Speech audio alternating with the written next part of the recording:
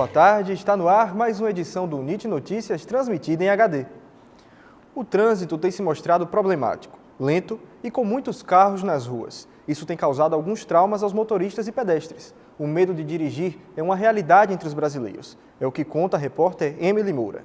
Dirigir é uma rotina comum a muitas pessoas, mas o simples fato de colocar o cinto de segurança, regular o banco, os retrovisores, dar a partida, engatar a primeira e tirar o carro do freio de mão gera pânico para mais de 80% dos brasileiros habilitados.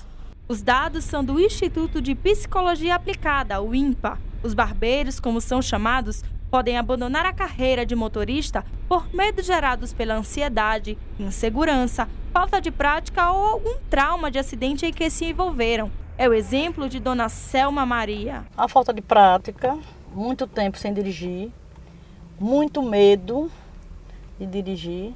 Muitos motoristas precisam de ajuda para perder o medo. Por isso, eles procuram empresas especializadas em reabilitar condutores. Esse trabalho a gente faz primeiro uma avaliação de inicial com o aluno. Essa avaliação geralmente é para ver como é que estão as dificuldades do aluno. De iniciativa a gente vê essas dificuldades para gerar um pacote de aula que supra essas necessidades dele. E a partir daí a gente tem uma ideia de como é que vai ser as aulas e o planejamento das aulas. Nós começamos em dezembro de 2010, cerca de 300 pessoas já passaram aqui com a gente, né?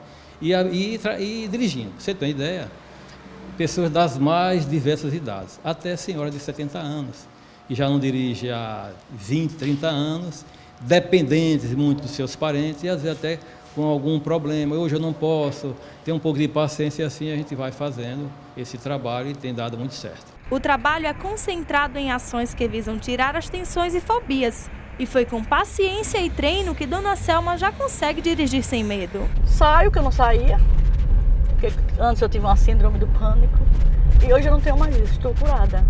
Em tempos de crise, a terceirização pode ser uma saída para dar um gás na empresa e gerar empregos, mesmo sem vínculo empregatício. É cada vez mais comum encontrar pessoas uniformizadas de maneira diferente dos outros trabalhadores dentro de uma mesma empresa. Na maioria desses casos, estamos vendo trabalhadores terceirizados, uma forma de contratar um serviço sem criar vínculo empregatício com o funcionário. Geralmente o cliente, seja ele de qualquer âmbito público ou privado, ele está preocupado com sua atividade fim. E muitas vezes a limpeza ou a recepção ou o secretariado não seja a atividade fim dele. Então, ele dá prioridade a fazer a contratação terceirizada para não perder o seu foco. A terceirização é uma das áreas que mais cresce em nosso país, uma média que varia entre 15% a 20% ao ano. Somente uma empresa privada daqui do estado, os empregos em 2011 saltaram de 2.600 para 3.200.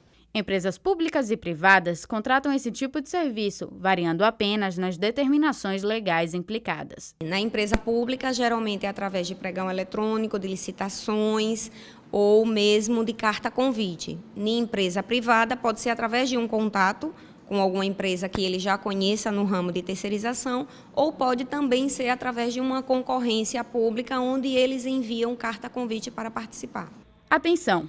Antes de contratar uma empresa que preste esse tipo de serviço, é preciso ter alguns cuidados para evitar possíveis dores de cabeça e fazer um balanço dos benefícios que ele trará. O cliente deve procurar saber qual o tempo que a empresa está no mercado, se não é um empresário que já abriu várias empresas de serviço, qual o balanço patrimonial dessa empresa, que tem muita informação no balanço patrimonial de se a empresa é uma empresa sólida, se é uma empresa séria, com relação a toda a sua parte de documentação junto aos órgãos públicos e procurar ter a certeza de que a empresa que ela está terceirizando, que ela está contratando, não vai lhe fornecer uma dor de cabeça posterior.